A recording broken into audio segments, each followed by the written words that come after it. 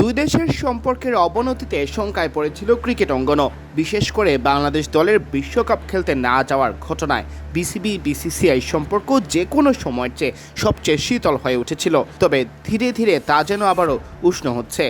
সম্প্রতি ভারতের বাংলাদেশ সফরের 6টি ম্যাচের সত্ত্ব বিক্রির জন্য দরপত্র আহ্বান করা হয়েছে। এবার ভারতীয় দলকে নিশ্চিন্তে বাংলাদেশ সফর করাতে কঠোর নিরাপত্তা ব্যবস্থার আশ্বাস দিয়েছে বাংলাদেশ ক্রিকেট বোর্ড।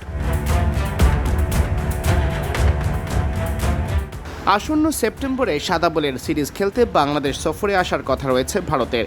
এই সিরিজ 2025 সালেই হওয়ার কথা ছিল, তবে নিরাপত্তা শঙ্কার কথা জানিয়ে সিরিজটি 1 বছর পিছিয়ে দেয় বিসিসিআই।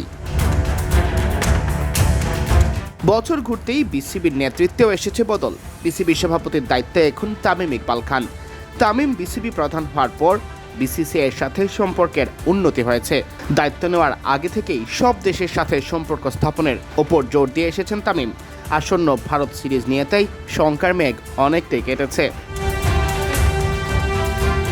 ভারতের বাংলাদেশ সফরে না আসার কারণ ছিল নিরাপত্তা। এবার বিসিবি তাই নিরাপত্তা বাড়ানোর দিকেই জোর দিচ্ছে। বিসিবি পরিচালক সাইদ ইব্রাহিম আহমেদ জানিয়েছেন, প্রয়োজনে ভারত সিরিজের জন্য নিরাপত্তা ব্যবস্থা আরও কঠোর করা হবে। সাইদ ইব্রাহিমের বাবা বর্তমান সরকারের স্বরাষ্ট্রমন্ত্রী সালাউদ্দিন আহমেদ। বিসিবির অ্যাডহক কমিটিতেও ছিলেন সালাউদ্দিন পুত্র। পরে নির্বাচন জিতে হয়েছেন বোর্ড পরিচালক।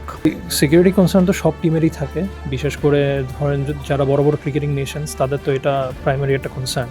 আমাদের সাথে এখনও আমরা ফর্মালি যোগাযোগ ওভাবে শুরু করতে পারিনি। আমরা আশাবাদী যে আপকামিং ট্যুরটা নিয়ে তাদের কোনো কমপ্লেইন থাকবে না যদি ট্যুর প্রপারলি হয়। আর আমরা সবসময় আমাদের পর্যবেক্ষণ থেকে বা আমাদের পর্যায় থেকে আমরা সবসময় চেষ্টা করি যে সব কিছু যাতে আমরা একটা নিয়ন্ত্রিত পরিবেশের মধ্যে কন্ট্রোল করতে পারি বা ইভেন্টগুলো অর্গানাইজ করতে পারি। তো সেটা আমরা চেষ্টা চালাই যাব। না, আমরা আমাদের এন্ড থেকে যোগাযোগ করার চেষ্টা করছি, because you know that the tour is coming up very soon. তো আমরা আমাদের ফর্মাল চ্যানেলস থেকে যোগাযোগ করার চেষ্টা করছি অবশ্যই। বাট যে খসড়া যেটা আসছে সেটা আপনারা ওটাকে অফিসিয়াল হিসাবে নিয়েন না, এটা just part of the process. এদিকে 2027 সালে বাংলাদেশি হওয়ার কথা এশিয়া কাপ। সেখানেও থাকবে টিম ইন্ডিয়া, আরও আসবে শ্রীলঙ্কা, পাকিস্তান, আফগানিস্তানের মতো দল। সবকিছু ঠিকঠাক থাকলে ঢাকা ও চট্টগ্রামের পাশাপাশি এবার সিলেটেও হতে পারে এশিয়া কাপের ম্যাচ। তা নিয়ে কাজ চলছে বলেই জানালেন এই বোর্ড কর্তা।